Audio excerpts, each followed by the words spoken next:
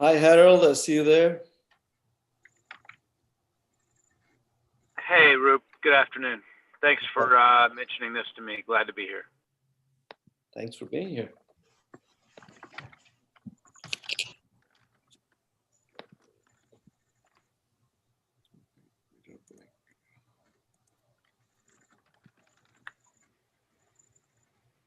So the live stream is now live. We can give people maybe 1 or 2 more minutes to dial in if you'd like, or we can just go ahead and kick it off. Your call, Brian and Demetrius. And let me hand over the Zoom host to you as well to run things.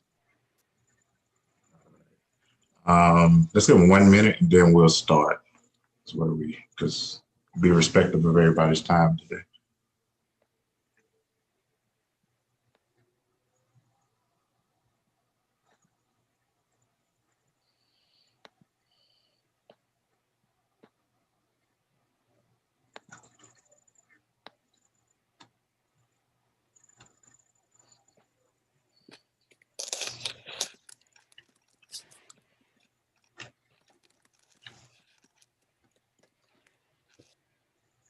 All right.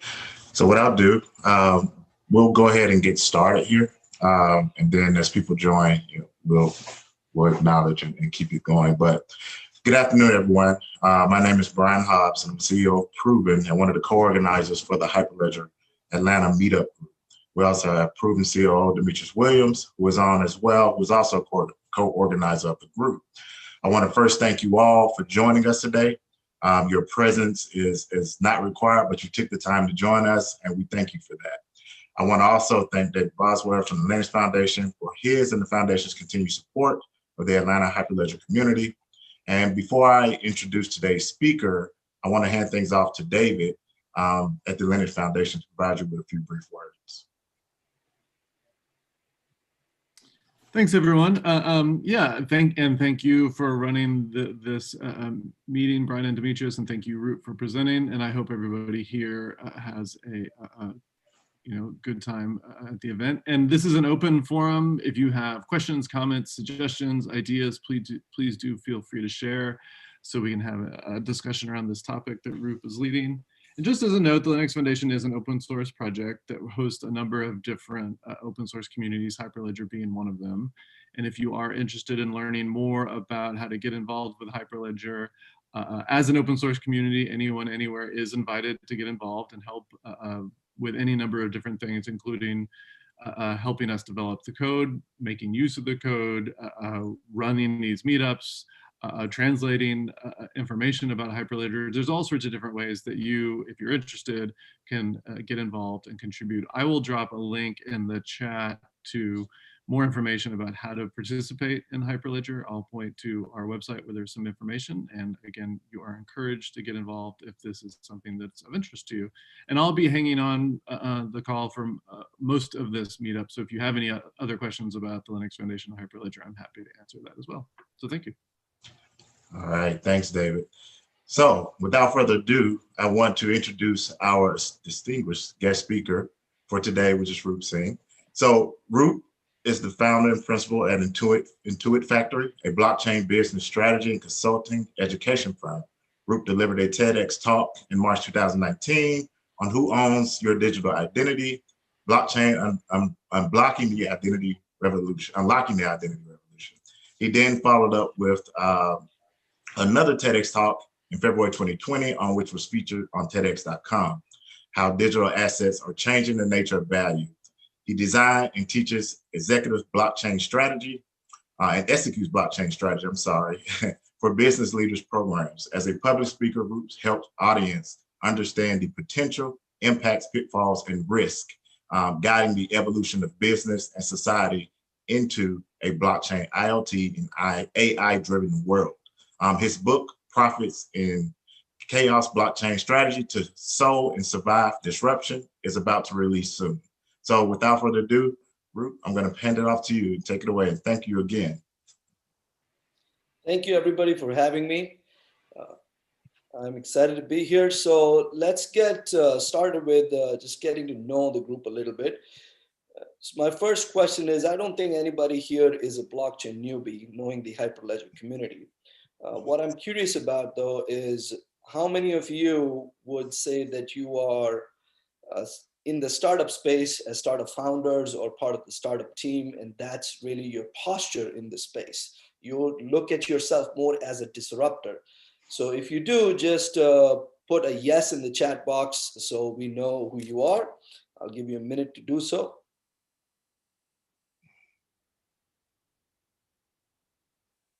Okay, I see a few of you.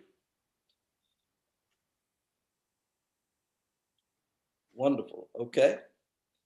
So that's about half of you present here. Now let's ask a different question. How many of you think of you as part of a large enterprise and you view yourself as somebody who's responsible for surviving the disruption that might be coming to your doors? So if you're part of a large enterprise and your posture is such, just put yes in the chat box so we know who you are.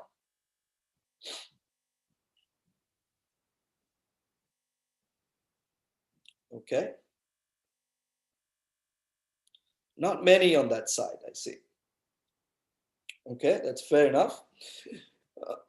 Now let's ask another question. This is meant to be more of a rhetorical question. As I said, I don't think anybody here is a blockchain newbie. The question is, on a scale of 1 to 10, have you been able to realize the transformative powers of blockchain in your company or in your products? So on a scale of 1 to 10, have you been able to manifest, create, build, deploy, showcase the transformative powers of blockchain within your company or in your products? I see some responses coming in. 7, 3, 7's great. 3, okay. 10, wow. We need to talk, Joseph. Mita, 10, excellent, wow. 8, wow, quite an advanced group here. Usually when I speak to groups, they're typically more on the lower side, under 5. So this is a different group. Wonderful. Okay, 7, great. So with that understanding, let's get into this discussion, and I will tailor it to the audience we have here. So we'll skip a few things that's usually meant for people who are not so familiar or not so advanced in their understanding and implementation of these technologies. So my question to you is blockchain merely a technology? You can answer it, if you like, on the chat box with a yes or no, or you can answer it in a more elaborate way. What do you think it is? I mean, we have been discussing it in different ways. Do you think of it as just merely as a technology, or is it something else? And if yes, what might that be? Let's take a moment to answer that.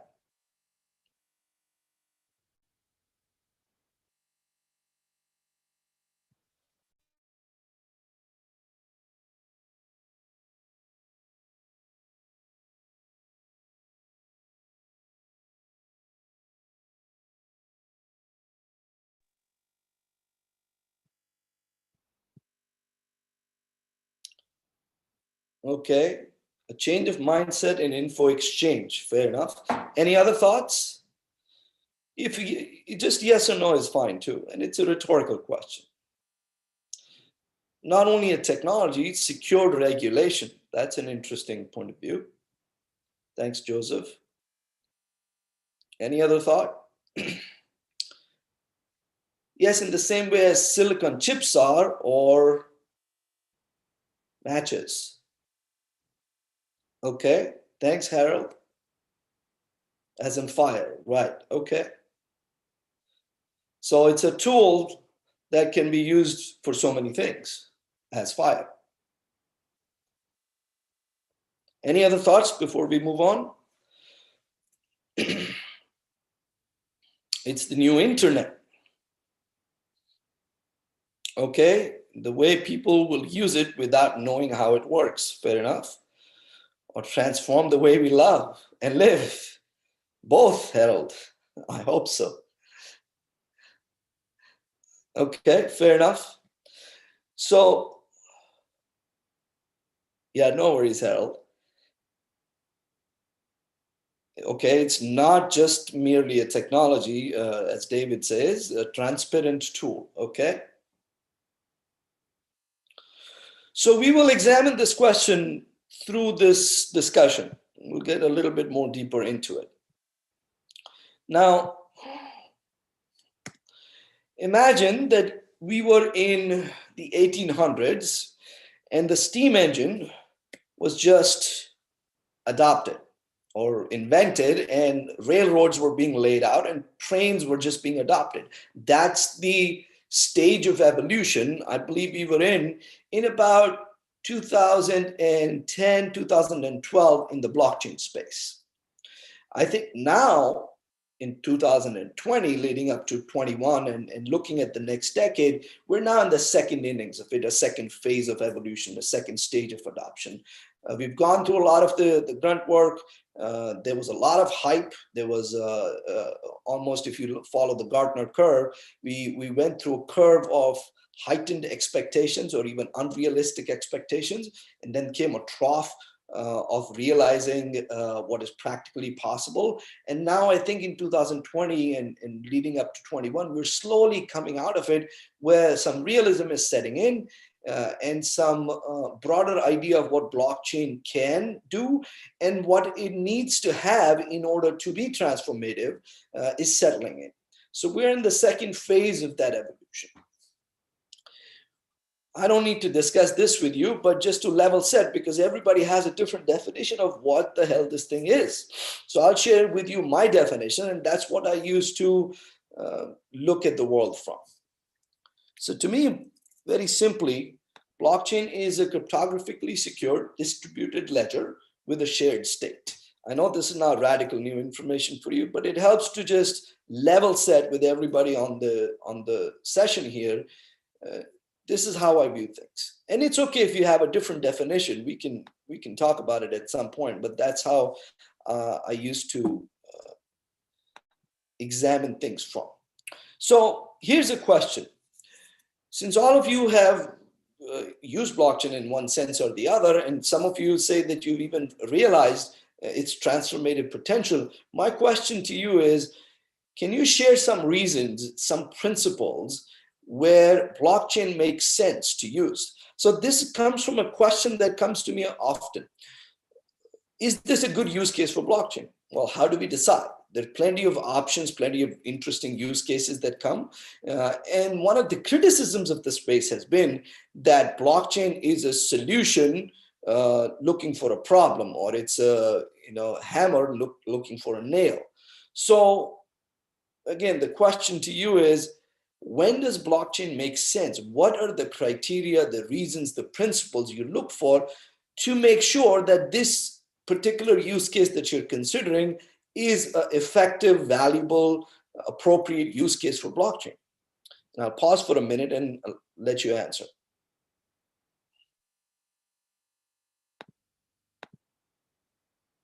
Trust but verify, okay. Transparency, fair enough.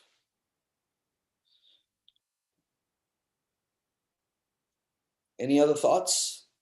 Especially from people who have already created such solutions. What did you find so useful about blockchain to solve problems? Okay, data security, immutability. Yeah, fair enough. Tempering of data, okay.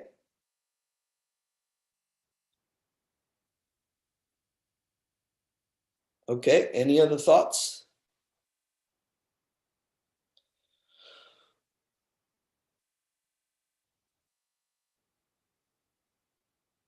Okay, so smart contracting. Smart contracting is more of a technology solution. My question is, what's the problem you're solving with it?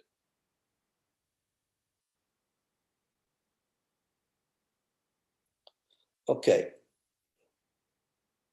Not owned by a single entity. Okay.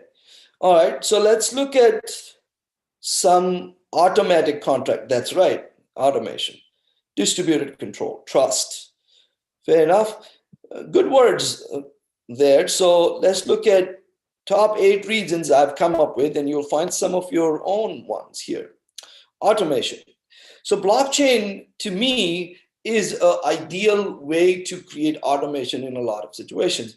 I came from a world of business process improvement, business process management. And what we had been, we as in practitioners in the space, had been attempting to do and advocating to do and implementing over the last 20 years or so. If you look at the whole movement from TQM and Six Sigma and then classical BPM and things of that nature, and then, you know, RPA, et cetera, what we were attempting to do is to automate certain processes.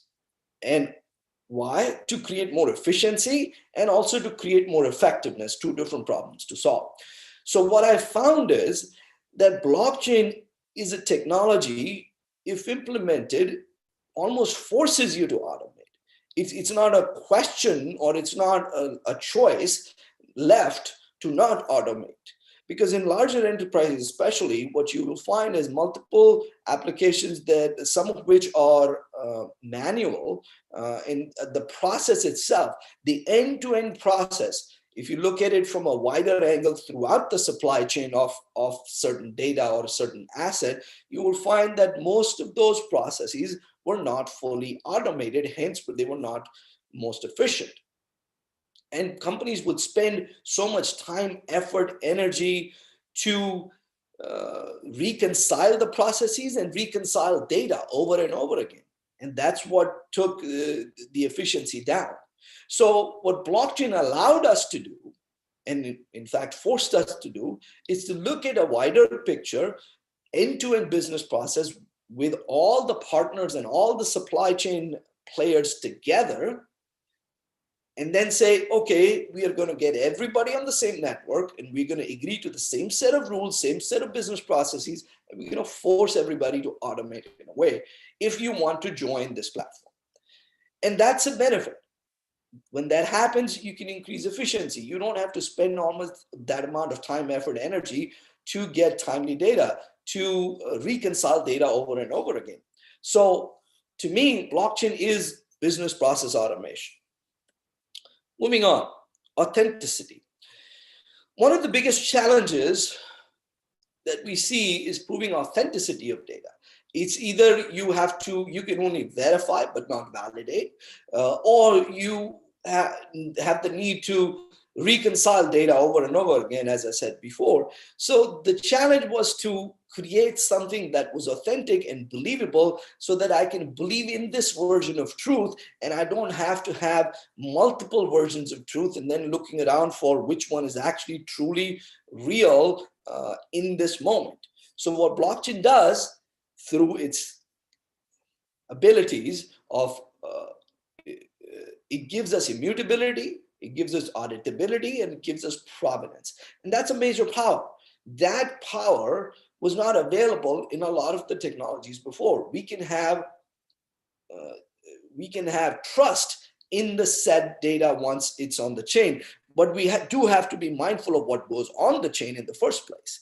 And there's been a lot of instances of issues with that. So we'll come to how we solve for that. But this is a principle I look for. Where do we need authenticity? If there's a need for authenticity, blockchain may be the answer, the right answer for it. Decentralization, some of you mentioned that. So one of the bigger shifts we see in the world is this whole push and pull between centralization and decentralization. If you go back to the roots of the internet, when we first started back in the 90s, internet in fact was quite decentralized.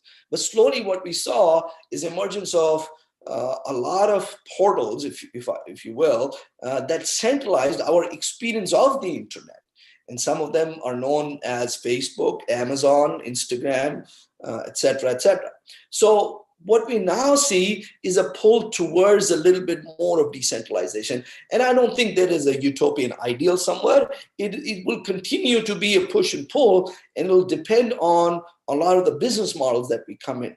But what blockchain allows us to do is to create a business process that can be decentralized. The technology enables us that option, which was not available in that level of elegance before. So if you think of in terms of evolution of technology, we had databases, and then we went to cloud, which was a level of decentralization. Now this is the next level of decentralization, going on to a blockchain.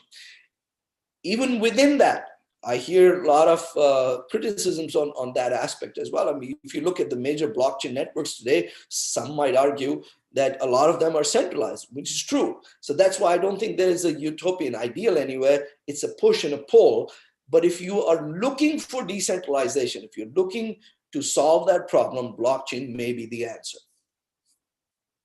Disintermediation. We discussed this in the context of supply chain. The idea is that a lot of supply chains were bloated by players whose only role was to create trust and authenticity within the network, and they didn't really serve any more value or any more purpose. So what blockchain allows us to do, it forces us to consider who should be part of this network, who should be part of this chain.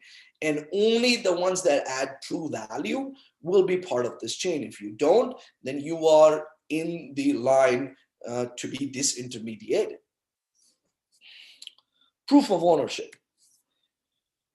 Who owns this piece of land?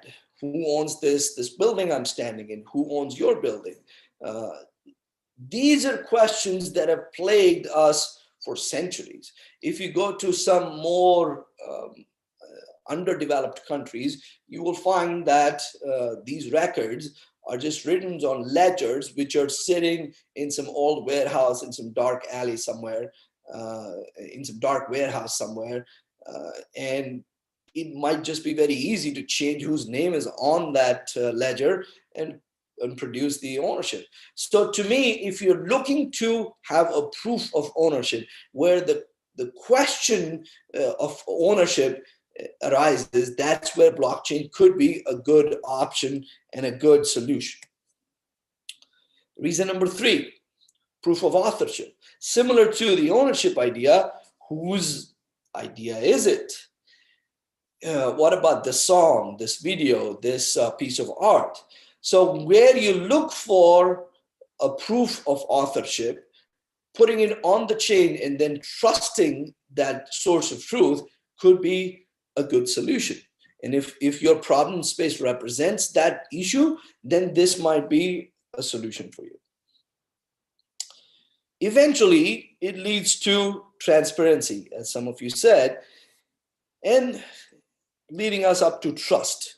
So to me, blockchain is a mechanism of creating trust more efficiently. We do create trust today in the world, in the business processes and the business models that have set up. The world is running. We still have a level of trust. But I think we spend a lot more time, effort, energy, and computation power in creating that trust. I think blockchain can lead us to creating that trust with trustless partners more efficiently. And even if it is a set of trustworthy partners, which might happen, we can still make that process of creating trust more efficient. So these are the principles that I believe we must look for when finding the answer to the question, is blockchain a useful solution for this use case? Okay, so changing tracks here a little bit. Let me just hold on and take some brief thoughts, if there are any. If not, we'll move on to the next segment.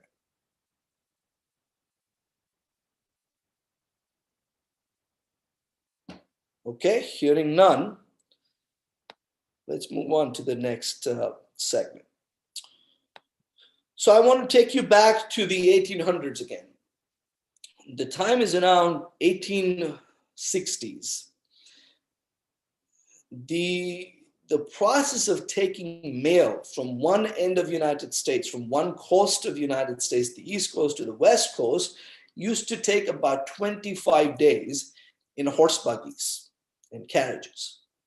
So imagine if you sent a mail, it took 25 days to reach from New York to California. A set of entrepreneurs decided to get together and they created what they called the Pony Express. They had fast riders and they set up about 150 stations between one coast of the United States and the other coast, and going through rugged terrain in Utah and Nevada. They set up this process where they could cut the time to deliver mail from the East Coast to the West Coast from 25 days to 10 days, which was considered exceptional. Their personal best came when they delivered the news of Abraham Lincoln's presidential win and his presidential address in 7 days from New York to California. This was a time of turbulence. US was going through a civil war. There were still a lot of issues politically. So for a set of writers to do this was considered remarkable, and it was considered a major improvement. Around 1860, Congress had passed a law to deploy telegraph poles and telegraph technology from one coast to the other.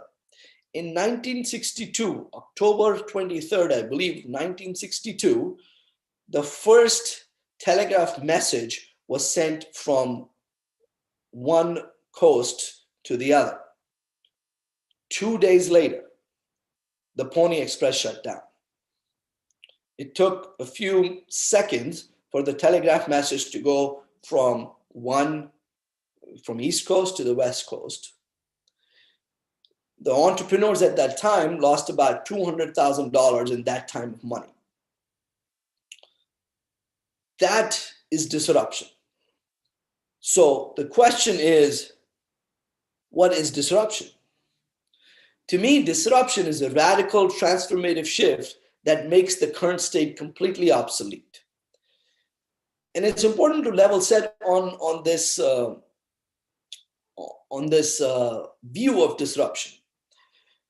Because to me, an incremental change, so let's go back to the story, cutting from 25 days to 10 days was a big change, yes, but it still was an incremental change in delivering mail from East Coast to West Coast. It was not a radical transformative shift. Telegraph, on the other hand, made that previous current state completely obsolete. So if you look from that viewpoint, you will start seeing a lot more interesting examples of disruptions in the current world. I'm sure you've looked at Netflix versus Blockbuster, or what's happening now in the retail stores via Amazon, et cetera, et cetera. So let's reset our definition of disruption here, and let's explore how blockchain enables this. So just to widen the discussion here, disruption may be induced by or can inherently then create as an outcome transformation in technology evolution, in business models, in business processes, in consumer behavior, or regulatory landscape, or macroeconomic shifts like the pandemic that we are living in or the war. So the point I want to emphasize here, these are the forces that we are playing with when you look at disruption. It could happen because of one of these forces or can induce effects in these forces. So I want to introduce this now, since I'm going to be talking about a few ideas that come up in the book. So as mentioned earlier, I'm about to publish a book called Profits in Chaos, Blockchain Strategy to Sow and Survive Disruption. And some of the ideas you'll hear from now on are included in the book. And we'll talk a little bit more about why I chose to write the book, etc. at the end. So to me, blockchain is more than merely yet another technology. It is a technology that offers options to enable strategy. And if I have to finish the sentence, it will be to create or to survive disruption. Let's also talk about what disruption is not. And the reason I bring this up is this is a common, these things come up very routinely. I hear a lot, I get a lot of slide decks, or when I'm teaching or when I'm talking to executives, these are things that come up very routinely. Here's a typical one, and you might have done it yourself. Let's sprinkle blockchain all over the slide deck. This was happening a lot in 2017. When your stocks would go up just by mentions of blockchain. There was a research firm that did research on the mention of blockchain in Fortune 500 companies went up by 17 times in 2017 and early 18. So that tells you that it was just an fad to just sprinkle blockchain all over the slide deck. Here's another way it comes up. I get a lot of slide decks from startup companies, which have successful products, not in the blockchain space. So they're looking to pivot, and they would just throw blockchain all around it without actually creating what we called here a radical transformative shift that makes the current state obsolete. So they'll just sprinkle words about blockchain and assume that we would believe as a reader that this is very radical, very disruptive, very transformative. It doesn't really happen that way. And we'll get into a wider lens of looking at how to create such a shift. Here's the other thing that happens. Incremental improvements are labeled as highly disruptive. This happens in larger organizations because being disruptive is a brownie point. It's, you look good, you want to stand out, and they then use these labels and buzzwords to share something that is just merely incremental 1, 2, 3, 4, 5% process improvement and call it highly disruptive. It is not a radical transformation that creates new products or markets. So unless it is that, I don't consider it disruptive. Here's the other way it comes up. This is mostly from a very technical based or technology based startup team. They say, I have a superior technology. They say, consumer should understand how superior my blockchain based technology product is and buy it regardless. They should have the intelligence to understand. But the truth of the matter is, superior technology is not worth anything. Only adopted technology is worth something. So since a lot of you are in the startup space, let's look at a little deeper on what that means. When I say superior technology is not worth anything, only adopted technology is worth something. So a couple of years ago, we started doing this research on why do blockchain companies fail, or why do blockchain products and ventures fail? And hence, why do they succeed? Which factors matter more than other factors? And we came up with this model, which I won't go into too much detail at the moment, but it shows you a few things. We came up with a model with 3 dimensions. It said, what is the solution design? How versatile is your solution design? How strong or weak is your execution? And what is your market potential indicated by the size of the bubble? So what we found during this research, why do blockchain companies fail, is the following. The road to adoption for you goes through blockchain architecture, solving actual consumers' pain points, which they're willing to pay for. It goes through market design, and this is one of the next 4 are one of the most ignored elements that we found, especially in technology-led product startups. They ignore market design, they ignore community engagement, they ignore ecosystem design. They don't not just ignore, they actually despise it, and we'll get into a little bit of what that even means. And then they ignore a business model. A lot of companies don't even come up with a business model till much later. And you know what skews the picture here is if you look at a lot of successful, valued companies today, like for instance, Instagram or Twitter, you may argue they actually have no business model.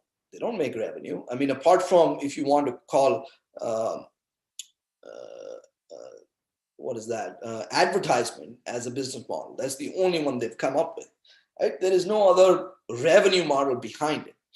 And that's where the rubber meets the road. How do you balance adoption in terms of users and engagement versus an effective business and revenue model? So what we found is that these are the elements that most of these startup companies in the blockchain space ignore. Let's talk quickly about ecosystem design. So what does that mean? Ecosystem design takes the view that unless your innovation, your product is understood throughout your ecosystem, it will not be adopted. You need to have partners to reduce what is called the adoption risk. There's a book about ecosystem design. The name will come to me in a second. Oh yeah, The Big Lens, or The Wide Lens. The book talks about adoption risk and how if the next player in your supply chain or in your way to get your product into the consumer hands does not understand your product or your innovation, then you will not be adopted. Here's a iconic example for it. I see some chat activity. Here's an iconic example for it.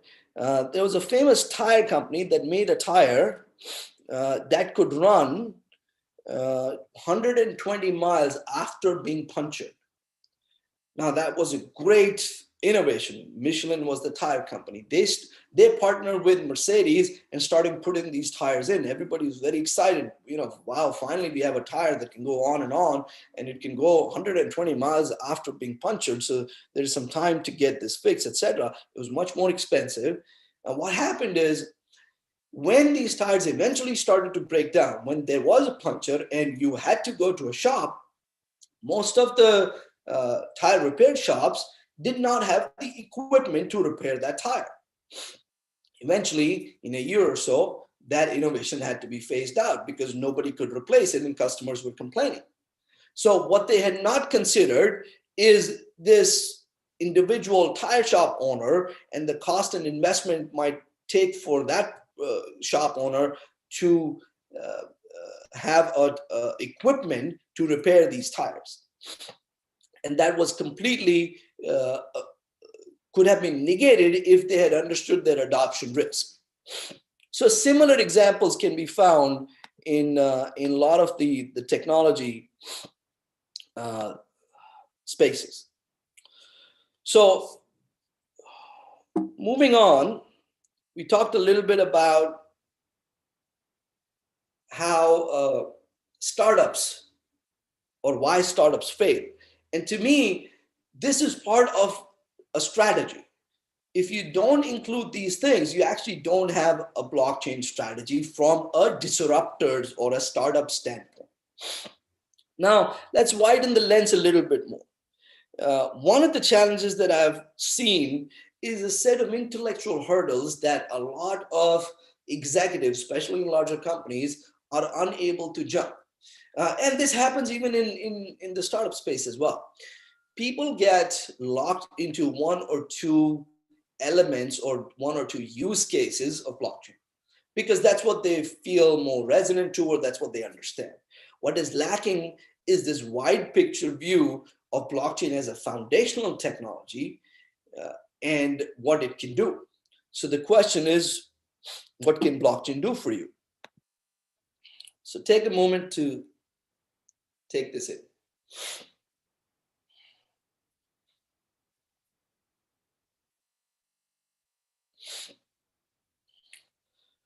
So blockchain can replace your old technology stack and reduce your technical debt. It can automate disparate, inefficient processes residing in multiple legacy systems. It can reconfigure your partner relationships across supply chain and deploy a shared layer of trust. Or it can enable growth, reinvent new products into newer markets, and create deeper consumer engagement. And it can redraw verticals, create new business models. So you can see that there is an extent of tactical type use of blockchain and more strategic type use of blockchain. So going back to our definition earlier, unless it is creating a radical transformative shift, most of the times I would advise not to use blockchain. I mean, it's good to use it in a very limited setting. If you want to experiment with it, like within a department, if you just want to put a layer of blockchain to share documents and just test it out and see if that creates any more efficiency for you. But to me, that is not the best power that blockchain has. And that is not how you would manifest its strategic intent.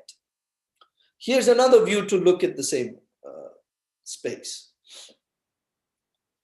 It can protect your intellectual property. It can monitor and verify asset chain of custody, and it can transfer digital or physical assets, which would then take us to the land of internet of value, from the land of internet of information that we're living in. And to me, on the right side here is the most strategic application. So as I said, it will take us to the land of internet of value. And you guys know this already. No need to spend more time with you guys on this. So if we look at blockchain as a strategy or as a technology that enables a strategic option for disruptors and to survive disruption, we also have to recognize, and this is again a very common misconception, especially in startups, that blockchain alone is enough. To me, blockchain alone is not enough. The technology paradigm that we will evolve to is essentially a base of blockchain-based platforms, which would be used for data sharing, and the layer of Internet of Things and smart contracts and AI and data analytics and BI on top of it. All these technologies need to work together. And for you to have an ecosystem strategy in your use case, you must consider all of these technologies in unison to enable a solution that is disruptive. So eventually, if we use blockchain as its disruptive powers allow us to, we will directionally move into trade finance and retail payments being done on smart contracts and cryptocurrencies. And we're already seeing a lot of that. If you look at the latest news about BitPay and Plaxo about to becoming a bank, a federally regulated bank, this is the direction we're going to. So then my question to all the naysayers in the space is, if a blockchain-based crypto payments company like BitPay is becoming a federally regulated bank, then what must banks become to survive that disruption? So just quickly, if we go back to this set of things we looked at, the regulatory landscape is changing because of technology evolution. And it also changes the business processes, and eventually it'll change consumer behavior. We will all have digital wallets in our phones that we will use to interact and not have to go through a mobile app of the bank. We will have ownership of our own wallet and our own assets. It'll happen. It'll happen not only because of companies like BitPay, but if you look at what's been happening with Libra, they're about to release in January. That is the direction it's going to go. So everybody who has a Facebook account will eventually have a digital wallet, as if you have your chat messenger, and you would use that to pay for things. So that is disruption.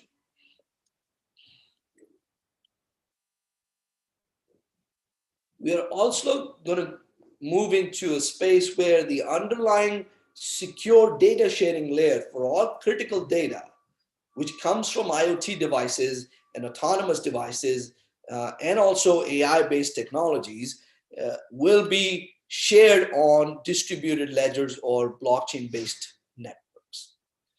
We will get to a place where peer-to-peer data sharing exchanges and marketplace will be common. So what that really means is that we will be able to transfer value using digital assets on peer-to-peer marketplaces, which connects to the next point of we will eventually tokenize all assets.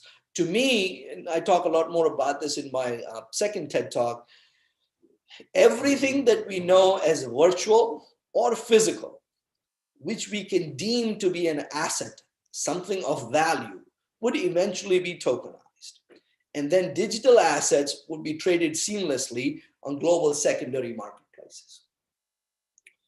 And blockchain will be the underlying layer for identity and validating ownership of all assets. This could be the asset like your home, your car, your cell phone, or your digital identity, or furthermore, your digital hologram. So that to me is manifesting blockchain as its strategic value.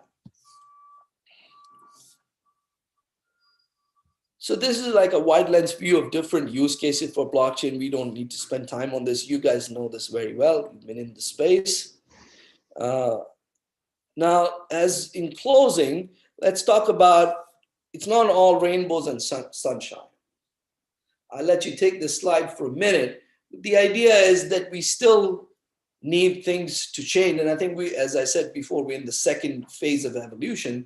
We are getting some more clarity on regulation. We are getting some more market maturity. If you just look at this year, a lot more credible players have gotten into the space, be it the crypto space or be it the blockchain space. We are getting slowly what I would call mainstream adoption. It'll happen more in the next 3 to 5 years. And technology itself is maturing. So just closing with profits in chaos, blockchain strategy to sow and survive disruption. So the kind of ideas that you heard here, I elaborate a lot more of that in the book. And one of the big reasons to write the book were the following. One, I think blockchain is very misunderstood. It's very hyped, but the full extent of it is not very understood, and especially the transformative aspect or the possibility is not very understood. Two, even when that understanding happens, there is an inertia to take action. And the inertia could come from not understanding what it takes to get adoption from a startup or a disruptor standpoint, or inertia could come within the enterprises, not understanding how other players would respond to it and how to deal with their current state. They're too tied to their current state, and they cannot imagine a future state that will make their current state obsolete. In fact, it would be in their benefit to make the current state obsolete. Here's another reason. There is a chasm between the startup world and the enterprise world. They have very different views of the same technology because of a lot of things that we discussed today. So I want to bridge that chasm. There are lessons to be learned on both sides. Here's another reason. There are a lot of skeptics out there, and skepticism is a healthy thing, but I don't think their skepticism has been responded to in a reasonable, credible way. And what that does to an earnest learner, it just confuses the earnest learner. So then a lot of people are dismayed or disillusioned from this space, and they think, oh, it's just a lot of hogwash. It's a buzzword. It's never going to survive. Right? And the biggest reason is that I don't think there are a lot of strategic, practical frameworks that have been established and put in practice to view blockchain as a blockchain strategy. And I attempt to do that in this book. So you can go to profitsinchaos.com and sign up for book release updates to get them first. So thank you. We can keep the conversation going on LinkedIn. And now we will stop and take a lot of your questions. I've said a lot of things here. So let's get into it. Yeah, let's ask some questions here. If you got questions, please ask. I know it's almost 1, and some people probably have to go back to work.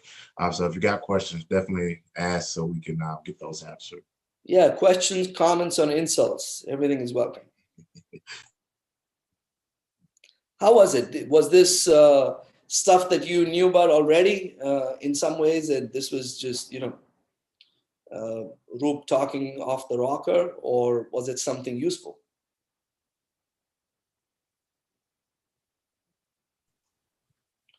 I think you can come on camera as well if you want to at this point. Yeah, feel free to open your mic up as well.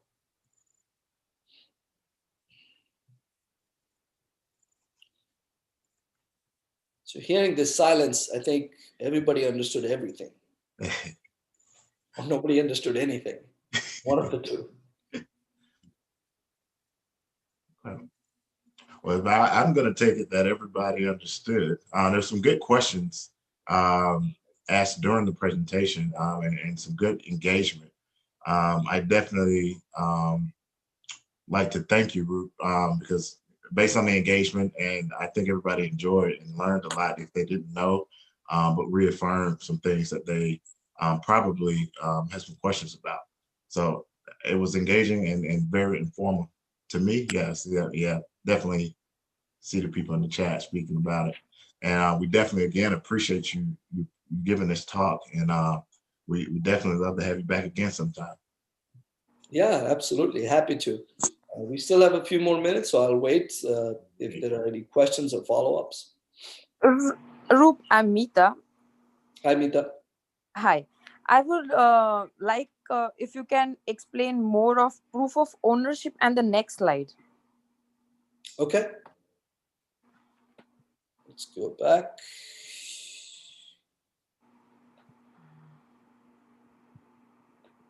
Next slide. Yeah, this one? No, next slide. Yes, this authorship. How? What's the difference between proof of ownership and the authorship?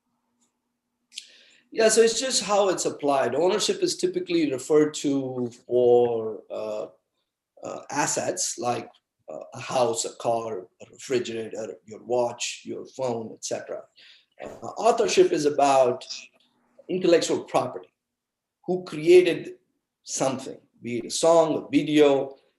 So there are a lot of applications now being attempted to create, let's call it a blockchain-based platform for intellectual property validation, if you will, right? I gave a presentation to the Georgia bar, I think last year, and I can look it up. We found about 12 or 15 products being created in different spaces, be it in music or be it in video. So here's the question. When you see a lot of digital art, who owns it? Who authored it? We don't know. How do you prove that definitively so that it becomes a single source of proof that anybody can check? And this goes into how do you implement copyright and patents, right? So it can go into that extent as well, so that this becomes the system for proof of truth, if you will, for all copyrights and patents. In fact, there is a movement that says all the USPTO patents should be moved onto blockchain-based networks. And that should be the way it is stored.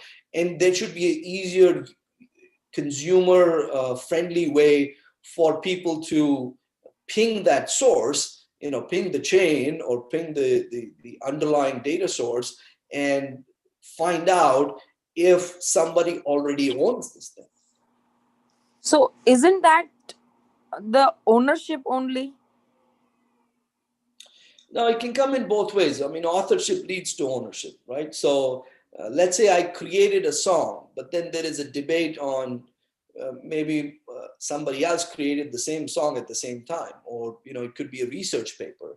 So authorship is just a slightly different version of ownership. I think in some cases, authorship comes first before ownership can be established. So in case of the book which you have written, so there a proof of ownership will come or the authorship will come?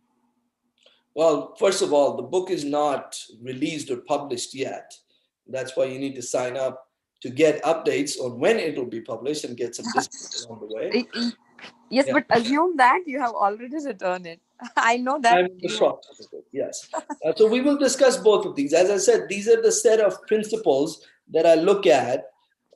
When does blockchain make sense? If you have a use case, so think of it from this point of view. Somebody comes to you with a use case and says, oh, I want to use blockchain. I go through these 8 principles and see if they satisfy most of these principles. If there is an issue of ownership, if there is an issue of authorship, if there is an issue of authenticity, if there is an issue of automation that I can then solve with blockchain. Does blockchain as a solution make sense for this problem? That's how I use this framework. Okay, I think I'm understood. Okay, thank you so much, Roop. Yeah, sure, you're welcome. Anybody else?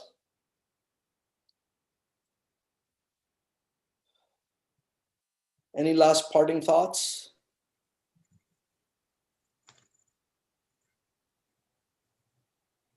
All right. Well, all right. Well, again, if you do have anything, jump in. But in that case, we want to thank you all. You know, we're at the end here. We want to thank you all for joining us today. And we look forward to having you at other Hyperledger Atlanta meetups as we look to continue to provide quality content and discussion on Hyperledger projects. If you're not a member of the Atlanta Hyperledger group, we encourage you to join. And I hope everyone gathered links David put in the chat. And at this point, and also go and sign up to purchase the book from Roop as well. I'm pretty sure it's gonna be great. I'll get one myself. And so with that, we'll say goodbye and happy holidays to everyone. Thanks, Roop. Thanks, y'all. Thank you, everybody. Feel free to keep in touch. Sure. Thank you, everyone. Bye.